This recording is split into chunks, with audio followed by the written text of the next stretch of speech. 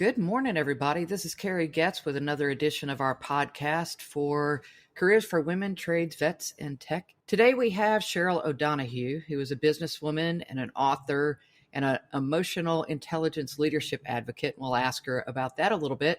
But she's also a co-founder of Mission Sisters Who Work, which is a humanitarian organization that really helps women get kind of a head start in the industry. And so we're excited to have her and have her talk a little bit about the scholarships. But first off, Cheryl, why don't you introduce yourself to everybody? Yeah, hi. Yes, I am thrilled to be here, Carrie. I'm CherylODonoghue. First of all, I wanted to let you know, Carrie, how much I appreciate all the wonderful work that you do and your mission in helping so many people close the gaps in their lives, whether it's a gender gap or an opportunity gap, a pay gap. That's something that's really important to me. And when I saw the work that you're doing in that, it's always good to have someone like you out in my orbit. So first of all, thank you for the terrific work that you're doing, and for this podcast. I think it's marvelous. Thanks. So tell us about Mission Sisters Who Work, and what kicked you off here to start this organization? Yeah, well, and it gets back to this whole idea of gaps, closing gaps. It was 2016. And I found myself, I was chief communications officer for a healthcare company, loved the work, and I always had this driving desire to be of service to human beings. And I thought, well, could I do something more? That set in motion a series of events. And eventually what happened is, my daughter had just gone off to school, and my husband and I thought, you know what? Let's really see what it would be that we would do if we could really focus on being of service to others. So that led me to leaving the organization I had been with for 11 years and taking time to think about what would that be. So I started writing books. I've always enjoyed writing.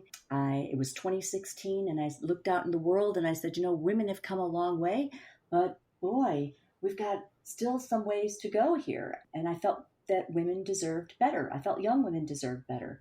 And I thought if a woman was determined, she deserved an excellent education. She deserved to be paid fairly, and she deserved to be treated fairly. And I thought, well, what could I do that's different? Because, we've had these issues for a while. So I said, well, one thing that I'm good at doing is I always have been good at closing my own gaps. Like if I had a gender gap, I would close it. If I had a pay gap, I would close it. And so I said, what would happen if I brought all these voices together of other women who have closed their own gaps, who aren't waiting for the gap to be closed on the outside, and they did something. They knew they deserved something better, and they did something about it. So I started writing the books. So the first book was How to Be a Woman in Business while being true to yourself. And the second book was How to Be a Woman in Technology while focusing on what matters most. And I'll circle back a little bit later, Carrie, about why I focused on technology. It has an important role in my life. But that's where I started. So I started with these books, and I said, well, I don't want to make money on the books. I want to give that back. So started Mission Sisters Who Work, and was funneling all the royalties, 100% of the royalties from the books went into Mission Sisters. And what we did is we then started buying other books for women to help them close those pay gaps, close those gender gaps. So we were buying them, both the books that I wrote. I was also creating programs and doing training programs and providing those. It was just one of those things. I fell in love with everything about it. I never really saw myself as running a nonprofit per se. So we now have a 501c3. It's a charitable organization. After doing that for a couple of years, and coming across so many women and hearing their needs and hearing their struggles, I sat down with my husband, who's the co-founder of Mission Sisters Who Work. His name's Mark. And we said, you know what? Let's enlarge our program, and let's offer scholarships so we can really reach in and provide a hand up to those people who will benefit most. And again, our focus is on women. And that's how we started. Awesome. So we talked a little bit earlier, and you told me that you had 3 different kind of scholarships that are available, and they're targeting business and the STEM careers. So tell me a little bit about the different scholarships, how a young woman goes about applying, and what the focus is for each one of those scholarships. Thanks. And one of the things, Carrie, we realized that, we didn't want to just offer college scholarships. We wanted to offer scholarships for women interested in additional training, as well as those interested in certification programs. And when I looked out in the world, and we were putting our own daughter through college, so I know there's not as many scholarships out there as we would like to think, unless you want to get yourself tied with a lot of debt. And when I started researching what was available for training programs and certification programs, the number was even smaller, so nearly negligible. So I thought, okay, let's offer three different types of scholarships. So the first one, we call it the Mission Sisters Explorer Scholarship. It's really for summer training programs, after school training programs, or special training programs that are focused on business and, as you said, the STEM related fields such as science, technology, engineering, and mathematics. And it's awarded to help young women and women of all ages pay for those program tuition fees or material fees or just general fees. One of the things I'm going to mention, and Carrie, and this is true for all three of the scholarships, when we have the applications online, it's easy to complete. But I want to let people know too, it's a different type of application. You don't have to be talking about your grade point average and focusing on all the more academic things that we're usually used to doing when we have to fill out an application for some kind of scholarship. What we're really looking for is, the person's character and their commitment to using their talents to be of service to others.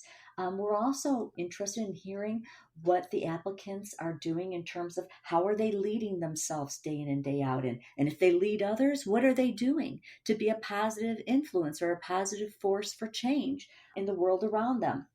Because that really is the mission of Mission Sisters. And so we wanted to make sure that, the scholarships were looking for those things as well. So the first one is the Explorer Scholarship. The second scholarship we call the Achiever Scholarship, and that's really for certification. So again, this is anyone who's either incoming or currently enrolled, a female student pursuing, business, science, technology, engineering, a mathematics-related certification.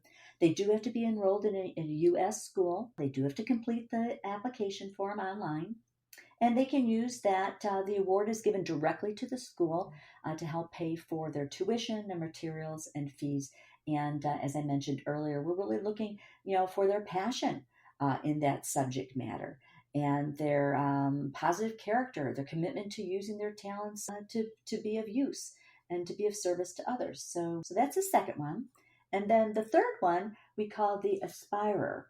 And that scholarship is for college education. And it could be at any level. So if you're pursuing an associate's degree, a bachelor's degree, a master's, even a doctorate, again, focusing in that major in business and STEM related careers. It does need to be a U.S. school. Complete the application online. And again, the scholarship is awarded directly to the school to help pay for the tuition, books, and fees. One of the things I wanted to say too, Carrie, is if someone comes to our website, they'll see there's not necessarily a deadline for when they have to have their application turned in, because we have a process by which we're looking at applications on an ongoing basis and funding on an ongoing basis. So it's not tied specifically to any date, but if you really need the funds for something that's very timely and time sensitive, there's an area on the application where you can let us know whatever timing consideration you may have. So that's something that I wanted to mention as well. Well, a lot of the trade certifications don't necessarily follow an academic school year. Exactly. Yep. But that was actually our most listened to podcast so far, is the one that we did on certifications, because a certification can give you a huge leg up, especially if you're changing careers. I forget the statistic, but I read some time ago how many people get a degree and then change their degree. And we see this all the time in tech. Some woman got a degree in something that they're just miserable in, they're not digging it, or they got exposed to something in tech and they started out in one branch of tech and now they want to do something else in tech. And they may have a degree or may have a piece of a degree. A lot of these companies will pay for somebody's degree once they become an employee. And so there's a path to that degree without incurring all that debt that we were talking about. But certifications are a great way, even to figure out if that's what you want to do. Right. Just, you could go get that certification and see, but in many cases, it makes such a huge difference. There was a few of the certifications that if you look online, the difference between having a job and having a job with that certification can be ten to $20,000 a year. And for especially a single mom, that's a massive amount of change there. And you know what? I I am a believer in certification. I hold four of them myself, and I'll tell you what, they are confidence boosters. Everything that you say is absolutely right. I mean, yeah, a certification is going to help you make more money. It's going to help you be better positioned in the company. You'll feel more confident. And you know what? It's there's something about that confidence that's really important, because when you have confidence, the confidence that comes from having that certification, where you know a subject matter to the point that you feel, you know, that you know you have amassed some knowledge, that's a boost, and it can help launch you into any variety of careers and any variety of new opportunities. I don't know. I'm a big fan of certification. So yes, I'm right there with you. And it was really important to us at Mission Sisters, that we would be able to help people and pay for those certifications. So yeah, absolutely. Well, they fill a huge gap too, because a lot of the college curriculum hasn't really changed as fast as technology has Mm-hmm. changed. Yep. And the certifications really step up to the plate and get you current on the latest and greatest of whatever it is. Some of them are vendor related, some of them are industry knowledge based for certain subjects, but they definitely fill in that gap between curriculum because it hasn't kept up. We've had several podcasts talking to different people in the industry, and that is one problem. Curriculum is a very slow moving train. And to change it outside of a new rev of a textbook, a lot of the colleges are teaching really sort of old technology compared to the pace at which things change in technology. And so certifications definitely fill in that gap, the newer Yeah. stuff. And I'll say a couple of things on the curriculum. You know, to your point of it being slow moving, I had taught classes at the college level, and I've got to tell you, a lot of that curriculum is really boring for a large number of students. They get out of school and they're like, oh my God, I've had enough of this. Okay. Because it doesn't really meet them where they are very oftentimes, or it's so academic, and it's like, how does this really connect with the real world? And that was one of the things that was important to me when I was writing both the books, How to Be a Woman in Business as well as How to Be a Woman in Technology. I wanted to fill those curriculum gaps. How do what happens if you're being treated unfairly? How can you handle that in a way that will help you get the best result? That's why I focus on emotional intelligence so much.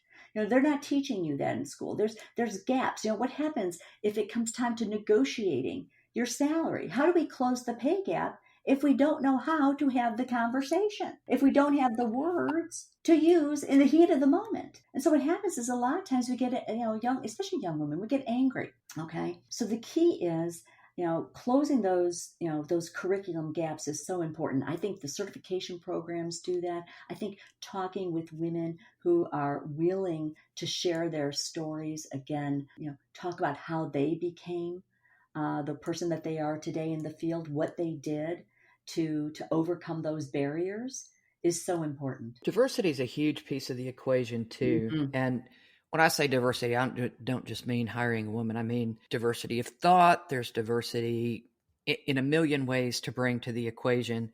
A lot of the jobs today are filled through networking, and people tend to Yes. network with who they're comfortable with. But I'm sort of a firm believer in that salaries should be posted so people know what a company is Mm-hmm. willing to offer, because there's been study upon study upon study that if a man and woman are applying for a job, the woman will get hired at a 61% of the pay rate that the man gets hired at, which is certainly not fair by any stretch of the imagination. But I think we have a long way to go before we get to the point where we have pay equality. And we've talked about that since literally I was a kid, which has been more than a day ago. Oh yeah. But I think women sharing their stories with other women certainly is helpful. And I mentor a lot of women in the industry and young girls coming up the industry and young men as far as that goes. But being able to understand some of those topics and have different perspectives, I think you can turn that perspective into your own.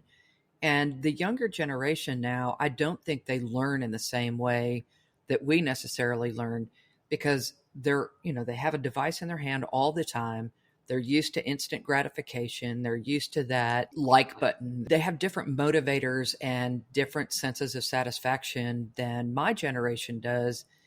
And when millennials first came out, everybody talked about, oh, don't hire a millennial. They're a pain or, whatever, but they're great talent. You just have to figure out how to make that communication work between the different generations. And I think they're equally as responsible as we are. Don't get me wrong. I don't think that any one generation needs to bend over backwards for another without there being a little give and take there. But certainly women supporting women has come so much farther in the last 5 years, I think, Yes. even than the last 10. Yep. Wouldn't you Oh, agree? I agree.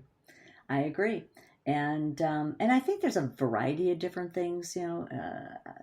I can just look, just within my own situation. I have a 22-year-old daughter.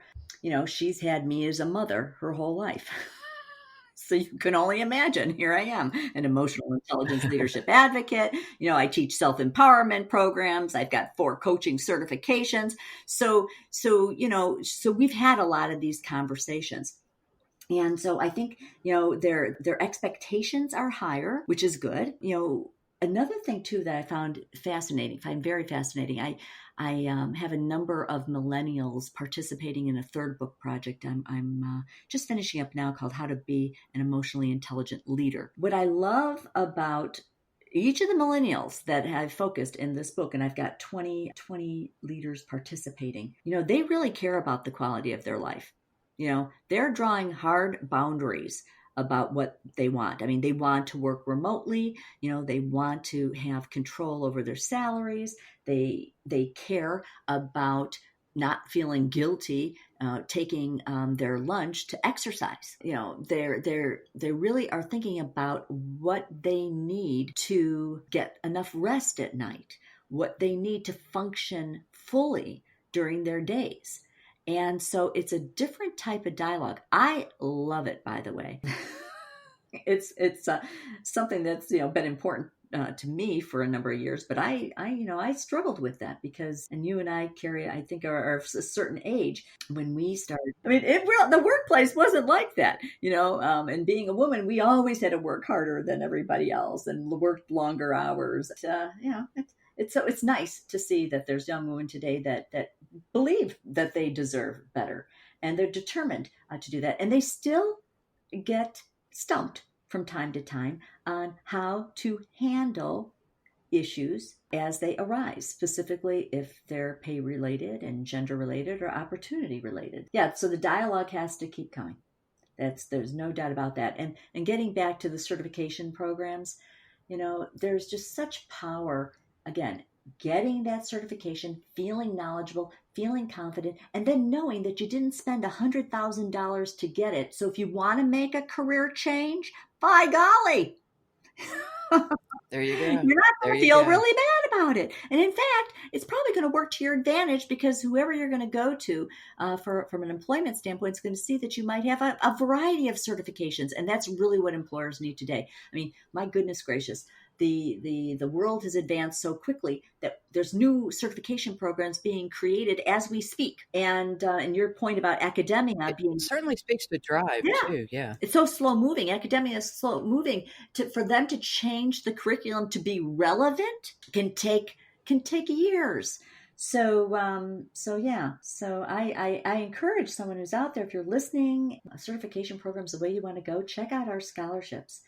We'd love to be able to help in whatever way we can. Yeah, and there's certainly nothing wrong with academic classes, or getting degree, Right. but certainly they take longer. Certification can be a 6-week Yep. jumpstart or, a 6-day total immersion jumpstart into something as opposed to a 4-year degree. And to your point, you raised the point earlier. How many people do you hear they get that 4-year degree? or they get their six, or I know people, I was in the healthcare industry. I literally hired physicians that within 30 days after them starting their jobs, they decided that they don't want to be doctors anymore. Okay. So what's good about certification is you can test something out. You don't have to go down this expensive traditional path. You test it out, you see if you like it, you see if you like the industry, because once you're in that and you're certified, you're better able to see the opportunities that would be available to you. So yeah, you, Well, and anything STEM related, there's so many ancillary or adjacent things that you might find that you just really dig after you start down one oh path. yeah, Everybody that has been on this podcast, if we ask, what's your favorite thing about the industry? Normally what comes up is, well, there's always something else you can learn. We had somebody that leads construction, and she said that the cool thing is when you start building something for somebody, you get to learn about that. So that's how yeah. she learned about aerospace. Yeah, yeah, and I think that the other thing too that I really liked, and this is something that came out, I mentioned that we had donated our "How to Be a Woman in Technology" to a group of young women. They were in the a coding program. I loved it when they were done reading the book and they said to me, "You know what? We had such a limited view, and this is a young person, this kind of floored me. We have such a limited view of what it means to be a woman in technology. They really thought that if you weren't a programmer or a coder, you weren't a woman in technology. And when they read the book, here's 16 stories from women in all different types of technology related careers, and it really opened their eyes. And I think that's the key. Once you get in, whether you're reading a book or going through a certification program, or taking additional training, your eyes get opened. So that's my That favorite. is a giant misnomer in this industry that you have to write code to be in Yep, tech. yep. That was, I and mean, it's certainly one yeah, path, but yeah. I mean, here I was someone. I started off in technology. I worked for a company called Dyson Corporation. They sold in the time. They called it rotating magnetic media. That's what computers needed to basically work. And boy, that's taking us yeah, back. I You mean, realize that, it's right? really from the software standpoint, so it was the disk packs, the diskettes, the disk cartridges. And again, I did that, and I worked then also for a semiconductor company. But then every other job I had after that, I was involved in technology, but I was involved in migrating large populations of people into new technologies through communications. So I was in tech, quote unquote, but not doing anything with the hardware or the software. Or so Sure, it's sure.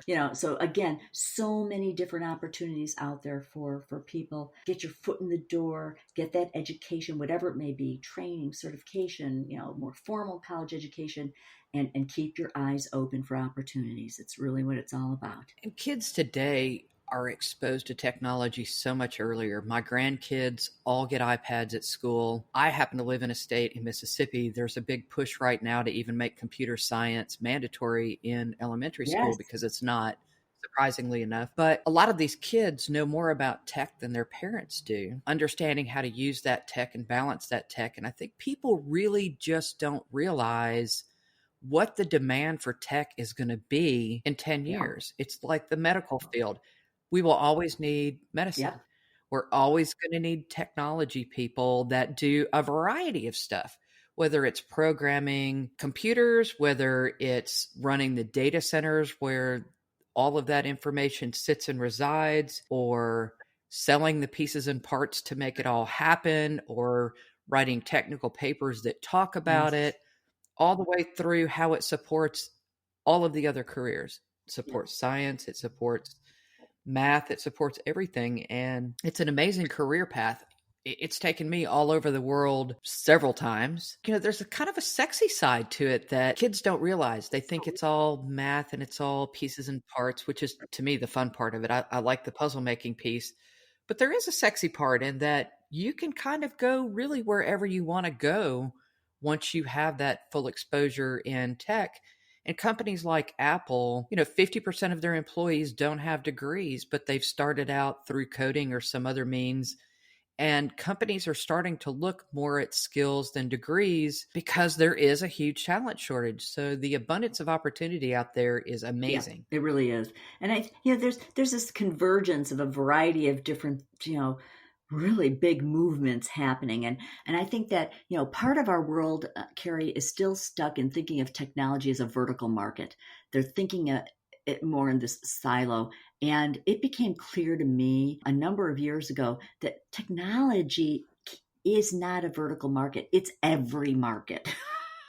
Do you know what I mean? Right? It enables Yeah. Yeah. every market. So you can't just have it off on its own someplace. It literally cuts through every single type of industry that we've ever known. So there's just that, so you were talking about, how it's just a part of life for young people. They are literally, and I am too. I mean, I don't know who I would be if I didn't have the technology enabling me as a human being. And, way back in the day, it took longer for innovation to catch on. So that's why you may have a parent or a grandparent who really isn't involved in any kind of technology, because back in the day, they thought that this would either go away, okay, or by the time that it caught on, they'd be dead. So they didn't think they needed to invest in the knowledge needed to use technology. But what became clear with technology and its advances, once we saw this exponential effect that it had, it's like, okay, well, no, it's not going away, and it's increasing at such a rate, that you just got to jump in, get familiar with it in whatever way you can, and recognize it's always going to be a part of your life, and just to learn how to use it in a way that feels good to you. Because it really is an enabler. It's not a replacement. Although AI, I'm fascinated by it. It really doesn't replace, a human being. We still are better at coming up with more emotionally intelligent decisions. Again, if we have developed the capacity. So it's just, you throw yourself in there and just start using it, and not comparing yourself to other people. I think that's another thing that holds people back from really getting involved and being open and to new technologies, is that they want to be a perfectionist, they want to know it all, and so then they think, well, oh, I'm not even going to get involved in it. So no, that's just not going to cut it anymore. Just get involved and don't worry about what other people think. You're not going to be the best person, the most proficient in it, and that's okay. Do what you can and just keep working it. I think I was actually just on a podcast with an astrophysicist, and one of her comments was that she wished she had coded earlier because she uses it a lot in her Oh job, yeah, and she could have taught herself. But the other thing is, she's a scientist, so a lot of science is failure, and that's how right. you prove something true, is you prove that it's not in some cases, and technology is part of that. But these kids, I feel bad for them growing up because they always have technology in their hand, and that instant gratification is important to them. But if you don't get that instant gratification, then, I think the emotional support piece of technology can't replace humans, right? A phone is not going to give you a hug. A phone is not going to make you feel better when you feel Right. bad, and people are anonymous behind technology, and so in some cases technology, I think, can be very cruel because people will say things on a piece of tech that they won't say to your face. Yeah. And teaching people how to cope with some of that cruelty Yeah.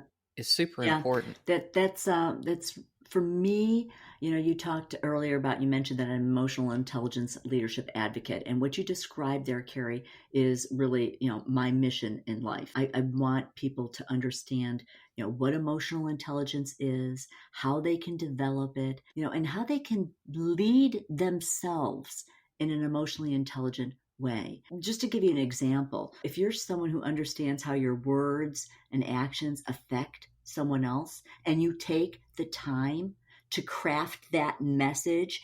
Let's say you're on your phone and you're tweeting, or you're on your phone and you're responding to a Facebook post. If you take the time to craft that message in a way, okay, so that it could be viewed in the best possible light, and that you really are thinking about how your words are going to affect somebody else, that's an emotionally intelligent response. In that moment, you are being a leader of your emotional intelligence. And that's really important. And I think, and I'll give you another example too. So an emotionally intelligent person is someone that, if something happens that gives them a negative charge, let's say they read something that someone else said about them, on social media. If they text in that moment of anger, there's a good chance they're not going to respond in a way that's going to feel good to them or anybody else. So when you are focusing on your emotional intelligence, when you get that negative charge, you're going to learn how to calm yourself down. Maybe you do something physical, maybe you take a deep breath. Maybe you take a little glass, you drink some water, but have some tea, but you do something before you respond. The new book that I'm writing, I actually go into 53 different things that you can do to become a more emotionally intelligent leader of yourself. And it really gets to your point, Carrie. What do we do when the world around us seems to be a bit crazy and a little bit unhinged? How can we respond to that brings about the best possible result for us and everybody else involved, quite frankly? And I believe you do it through your emotional intelligence leadership, how you lead yourself. And then once you do that pretty well, then you're in a good position to lead others. So what would you pick as your top three? Like if you could just leave everybody with three amazing things to take forward from listening to this podcast today, and then go read your book for the other 50. Okay. What would the top three be? Yeah. So, well, the one that I mentioned about taking time, really understanding how your words and actions affect others.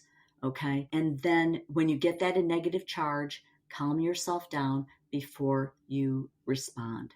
Okay. I think that's a combination of a couple of them. I think another one gets to something that you said earlier, it's about mistakes.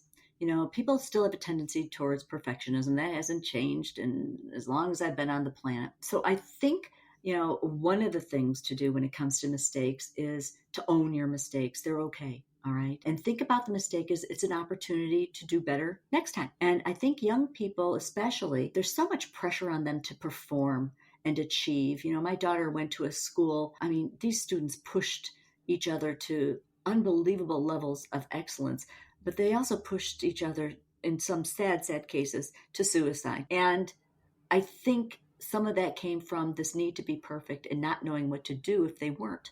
So I think the key is if, when you're emotionally intelligent, on some level, it's okay to fail. It's okay to make a mistake. That's getting to your point to science. That's how you learn. That's how you become better. That's how you become smarter, because then the next time you don't make that mistake. Okay, so I think that's another one that would be a takeaway. Owning the mistakes, it's okay, learning from them. And I think another one, the last one, and I'm going to say this one. This one is one of the hardest ones, but I'm throwing it out there. I'm throwing the challenge down. I feel like I'm taking my saber and I'm putting it out there. So when you're in a conflict situation, okay, a lot of times we feel there's conflict all around us. The ability to, and I use the word empathize, and I'm going to come back to this. If you can empathize with the other person to try to understand why they're doing what they're doing or why they're saying the things that they're saying, okay, that is really a big thing to do. And a lot of times people can't empathize with other people. They just can't understand, how could someone do something so stupid? How could you do that? So empathy sometimes is hard. So when you can't empathize with somebody else, and you're in that conflict situation, be kind to the person. That's true. You never know what somebody else is going through. Don't know. That's just it. You do not know. I like to be a detective. I like to get underneath things and figure out why would someone do that? What could this be? What could that be? But sometimes you don't have time to do that. But know that in that conflict situation, I'll say to myself, you know what? I have no idea why they're doing that, but you know what? I accept them as they are. I'm moving on and let it be. So yeah, well, you can't expect kindness if you don't give kindness, and you certainly can't expect respect if you don't give respect. Yep. So, there is that component that people have sort of lost touch with, I think, because you don't really get that from a device. Right. And it's hard. It's kind of a lost art. Yeah. Yeah. In fact, I was thinking, I'll do this offline, but I had this idea for an app that in the moment can help people with those types of things. And that might be what comes out of this book after I get it out there and get more people. I have a fun self-assessment. There's a self-assessment actually in the book, Carrie, where people can see how they do and where they could improve. And it's interesting. It's fun. And it's something that I've loved because I believe that, as you go through life, you got to first know what it is that you're good at doing. Where's your natural talent? And then you got to be true to yourself. And then you have to, you have to really focus on what matters most in your life. And a lot of us, we don't, because we have emotional needs that aren't being met. But once we get those emotional needs, then we can focus on what's most important to us and not what might be important to somebody else. And then the third thing is really to go through life, lead yourself in an emotionally intelligent way. And if you can do those two things, if you know yourself, get your emotional needs met, and lead yourself in an emotionally intelligent way, life gets easier. And so that's what I'm all about. That's what the mission's all about. The scholarships, the self-empowerment programs, the books, and just delighted to be here with you today, Carrie. And again, thank you for everything that you're doing and spreading the word and helping us close these gaps. They're important gaps and they need to be closed. Thanks. So if somebody needs to figure out how to get to your website, obviously I will put a link under the podcast, but there are some platforms that don't allow links. So if you could tell everybody how to get to your website and get to the scholarships, Sure. that would be awesome. Yeah, the scholarships, it's Mission Sisters Who Work, all together, lowercase, .org. Mission Sisters Who Work.org. Perfect. And then, of course, her books are available on all of the major platforms. So check those out as well. Yeah. And I have to say, Cheryl, thank you so much for your time today. It's been most enlightening. I think everybody will get something really great out of that. And for those of you listening, we hope you enjoyed. And we look forward to you listening on another version of our podcast series. Hope everybody has a great day. Thanks.